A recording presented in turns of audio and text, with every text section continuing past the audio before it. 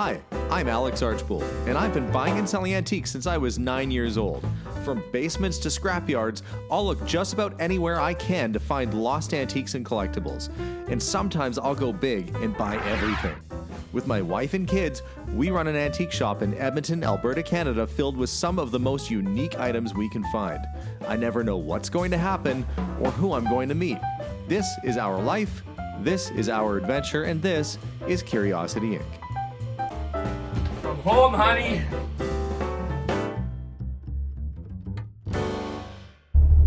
Good morning, everyone. Well, today I am not on the hunt for something for myself. I'm not on the hunt for the most valuable thing I can find. In fact, today I thought I would hit some thrift stores and try and find the most unusual, weird, unique, and perhaps absurd thing floating around a thrift store today. So follow along with me today as I go and see what the most crazy thing I can find in a thrift store is. Let's go check it out. I have decided to stop at Mission Thrift Store, which is conveniently located right next to Kastner Auctions on 149th Street in Edmonton. It's a pretty big space, lots of square footage, and I'm going to do my best. Well, maybe I'll find something cool that I actually want to buy for the store, but I'm here for a reason. I've got to find the most ridiculous thing I can find. And because you know, you get crazy stuff donated. So let's have a browse around and see what there is. Actually, maybe I'll be lucky enough to find the missing Pyrex dishes that Melissa's been after. I never was the guy to sort through the dish department, but look, here I am. And the prices seem pretty good, $1.50 for a plate. Where are you gonna find a plate for $1.50, especially a nice one? Probably some good deals around here if you're looking for that kind of stuff, but let's keep walking. Hey, it looks kind of like my antique store. Little grocery shop. Nice old piece of furniture. Don't get distracted. I've got to stay focused. Oh, I am getting distracted. Quartz. Okay, well, these dolls, you know, the funny thing about dolls like this is that everybody has them and they say they're collectible and they're really actually not. Even doll collectors don't usually buy them. The quality is decent. A lot of times they're porcelain and nicely painted, but they are not a fan to collectors. They overdid them. Back in the 80s and 90s when everything was collectible, nothing became collectible. I don't know if this qualifies as ridiculous. It looks like, you know, clowns in a jar. With every flower pot today, you get a free clown. Sounds like a promotion I'd run at my store, except usually I'm the clown.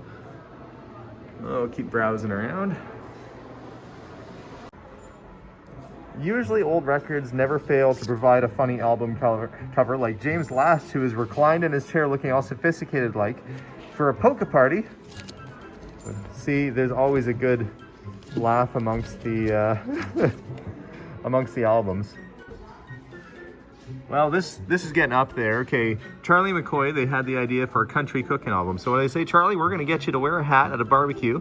There's some kids messing around in the background. And what are you cooking up? A big old harmonica.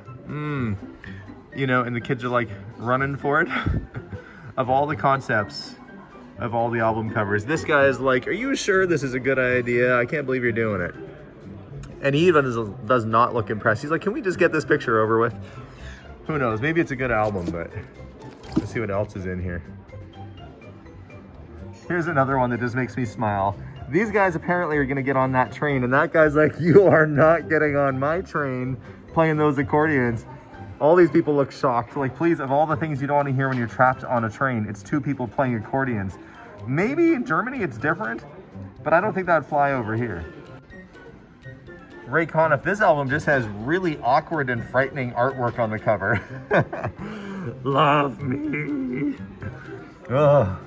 That, I don't know about Laughter in the Rain. That might give me nightmares, I think, that image. But is he riding? Oh, it's a bicycle built for two, and they've put this Muppet-sized child in the front. That's scary. Okay, enough with the records. Let's go look around.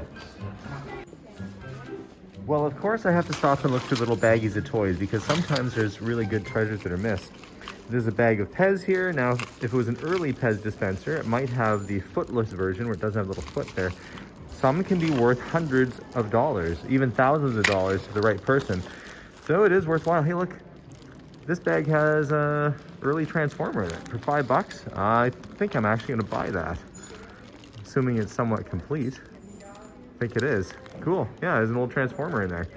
Pays to look through the bags, I guess. See what else is going on in here. Action figures, missing their heads. Maybe there's more goodies. I guess before I go, I should probably have a look at the fancy department.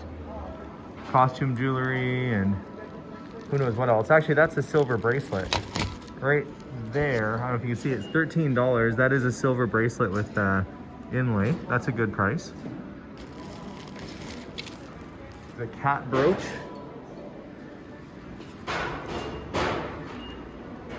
Wow, lots of little goodies in here. Okay, come around to the side. They have quite a bit of jewelry. Oh, watches. I don't think I'll ever get tired of looking at watches. But it's really hard to find a good one.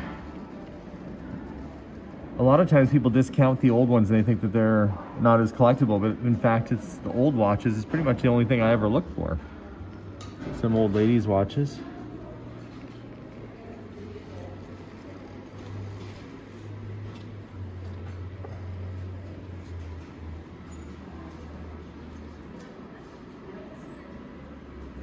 Well, I don't know what that's supposed to be, but that cat looks like it's got a mouse in its mouth. I thought it was vomiting something. No, it's got a mouse inside of its mouth. It's caught something. Kind of cute. Here's a Norman Rockwell plate of a man who clearly built way too small of a bed for his daughter. She's like, I'm not gonna fit in that, and he's like, you have to have imagination. Well, the one thing I would say is that if somebody's looking for decent vintage jewelry, there's probably a bit there. Silver bracelets and rings. You know, 12 bucks for a silver ring, that's not bad. A little cameo brooch for $7. There are some very reasonable prices. So if you are a treasure hunter or reseller of vintage jewelry, there's probably some good pieces here for you to pick up and have a bit of room on for reselling. Well, although I didn't find anything that was outright ridiculous, maybe the Lazy Eye Baby or the folks playing their accordions on the train, that would be a little annoying more than anything.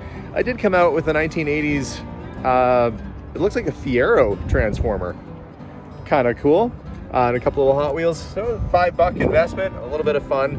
And I'll keep poking around in thrift stores because you never know what you're going to come across. Anyway, thanks for watching today, guys. We'll see you all soon as always. Bye for now.